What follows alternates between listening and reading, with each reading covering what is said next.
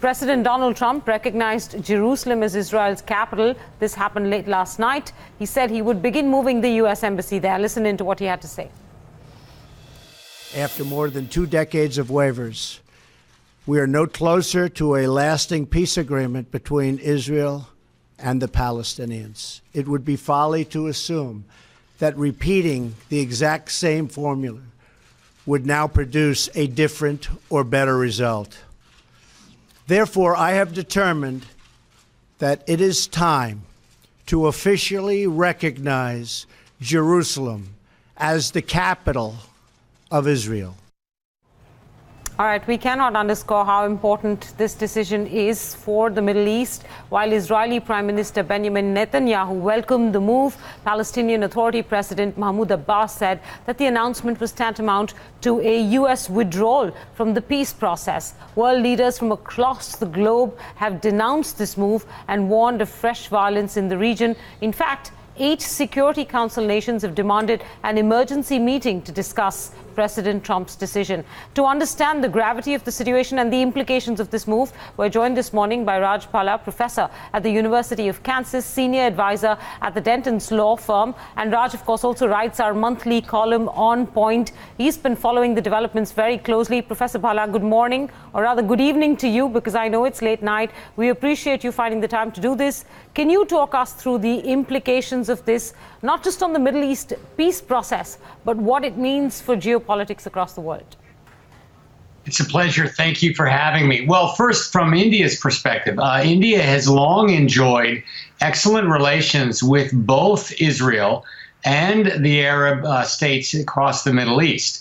So one challenge now for the prime minister and the foreign minister is to see what should they do. Should they follow suit with the Trump administration, or perhaps much more likely, should they join the chorus of all other countries, France, Germany, Turkey, China, Russia, the Saudis, Jordan, as well as Pope Francis? All of them have said that this is not a good move and reacted negatively. So from the Indian perspective, given the long-standing good political relations and healthy economic relations, including workers in the Gulf, this issue does matter.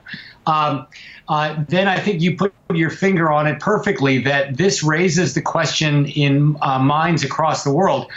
Can the United States any longer be looked at as an honest broker? It's very interesting if we go back a little bit in the history. In 1947 and 1948 and 1949, the United Nations General Assembly actually passed resolutions declaring that Jerusalem ought to be considered a separate body, basically an international city, because it is the holy home to the 3 Abrahamic faiths, Judaism, Christianity, and Islam. And the United States joined in 2 of those resolutions, saying, yes, it ought to be an international city. In the 3rd one, they said, no, it's not going to be possible given the outcome of the 48-49 war. But since 1949 until perhaps today, the United States has consistently maintained that the final status of Jerusalem, including its boundaries, should be subject to international negotiation. Well, Professor Bhala, to withdraw from that situation disrupts the Middle Eastern peace process at a time when we've in fact seen festering violence across the Middle East and, several local wars. What do you make of the kind of implications this will have across the world? I know that several leaders have come out and said this might lead to an escalation in violence, and they've also accused the U.S. of quite literally withdrawing from the peace process. Yes, and that even presumes there is a peace process. Many observers say the peace process basically ended, at least temporarily, in the 1990s, and that the U.S. has basically withdrawn from it and today openly sided with one side. But let me step back and let offer a perspective in which I hope sort of cooler heads might prevail, and that is to view this differently, whether you think of it symbolically or legally. If we look at it symbolically, then the potential for escalation and, God forbid, violence it is there. But if we look at it legally, carefully, and we say that the U.S. has not actually drawn boundaries with across Jerusalem, and it is truly left open the possibility of final status talks.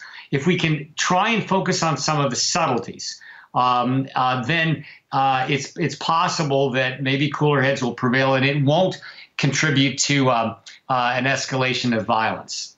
I would say, though, also, and this takes it back to the symbolic point, and part of the great concern is, in my own opinion, this move it does nothing to enhance America's national security, because it will be looked at symbolically on social media by extremist groups as a tool for recruitment. Why would the U.S. want to give a tool for recruitment, even if it's purely rhetorical and it's not correct legally or factually?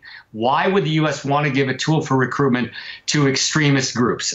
That's a big question I think the administration has to answer. I have one quick last question, Professor Bhala. I know that it's impossible to condense in the next 1 minute the complexities of the alignments across the Middle East, but it seems to me that the Saudis have not opposed this vehemently enough, one might say. And so what does that mean if we were to try and draw any conclusion from any kind of realignment in the Middle East of this? Because Iran has obviously been very, very vocal in its opposition to this for the last 48 hours at least. It's been an open secret that the kingdom, Saudi Arabia, and needs Israel or benefits from cooperation with Israel in the fight against extremist groups that the Saudis say are being supported by Iran. So you're absolutely right that the Saudis have both got an interest in supporting the Palestinians and a just resolution in Jerusalem, but also not so alienating the Israelis that cooperation, that budding cooperation, would be in jeopardy. Professor Bhala, thank you very much for quickly condensing the implications for us this morning.